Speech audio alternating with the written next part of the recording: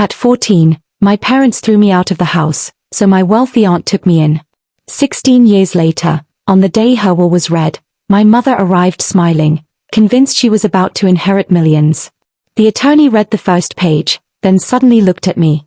"You are the primary heir." My mother screamed, "That's impossible." I smiled and said, "The second will hasn't even been read yet. Pick up your bag and get out." I was 14.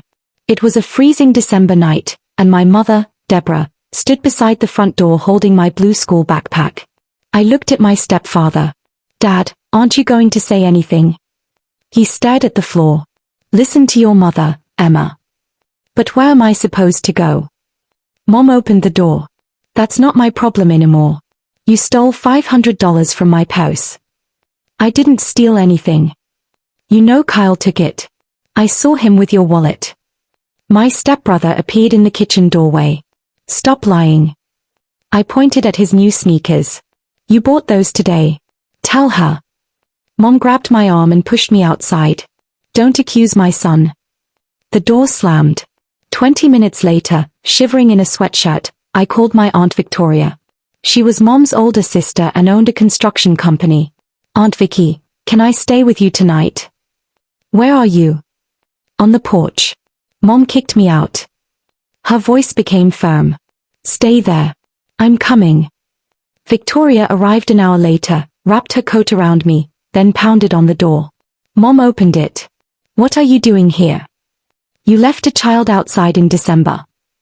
She stole from me. Where's your proof?" "I don't answer to you."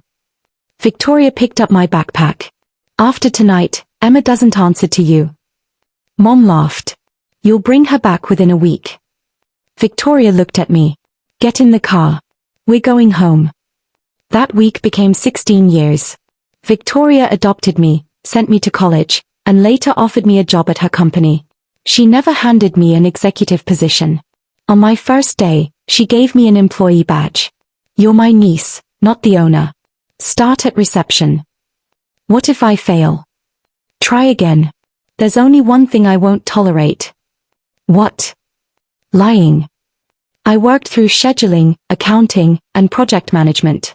By 30, I was director of operations. Then Victoria developed cancer. During her final week, she held my hand in her hospital room. "Deborah will come after I die. She hasn't visited you in 15 years. She'll come for my money. I won't let her attend the will reading." "No. Let her come. When Martin opens the red file, stay quiet." "What red file?" "Just listen." 10 days after her funeral, we gathered in attorney Martin Blake's office. Mom arrived in a black dress, smiling. Kyle came with her. "Victoria always loved drama," Mom said.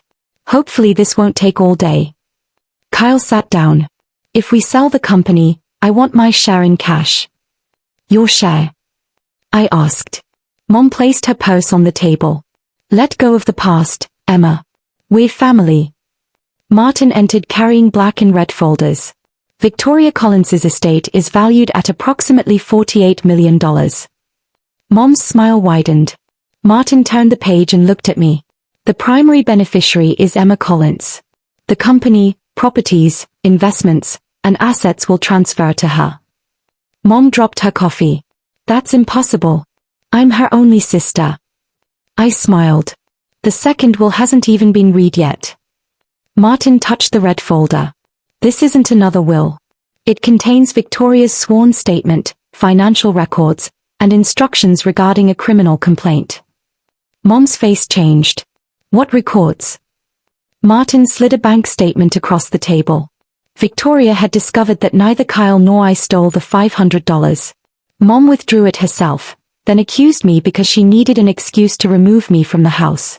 My biological father had left me an education trust. I was supposed to receive its records at 15.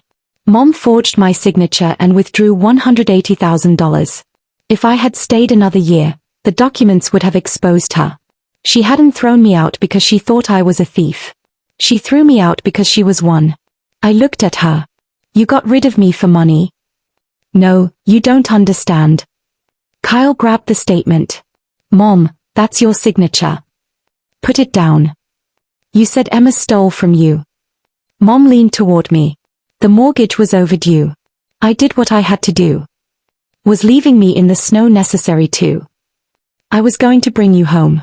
Then Victoria turned you against me. You didn't call once in 16 years. You could have come back. I was 14. Martin lifted the document. Victoria instructed us to send all evidence to the district attorney. The complaint was filed this morning.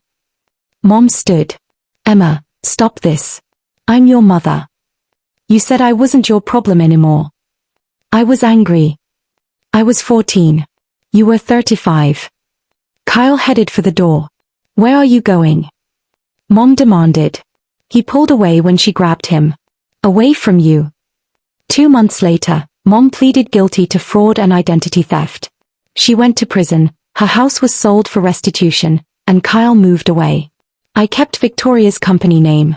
Her chair still sits behind her desk, facing the window. Mom sends letters from prison. The first contained an apology. The second contained excuses. In the third, she wrote that the prison cold had settled into her bones and she finally understood how I felt on the porch. I never answered. Instead, I mailed her the blue backpack Victoria had saved for 16 years. Inside, I placed one note. Pick up your bag. You're not my problem anymore. If Emma's story kept you watching until the end, please give this video a like and subscribe to the channel for more powerful stories of betrayal, courage, and justice. Your support truly helps us continue bringing you stories like this. Thank you so much for watching, and we'll see you in the next one.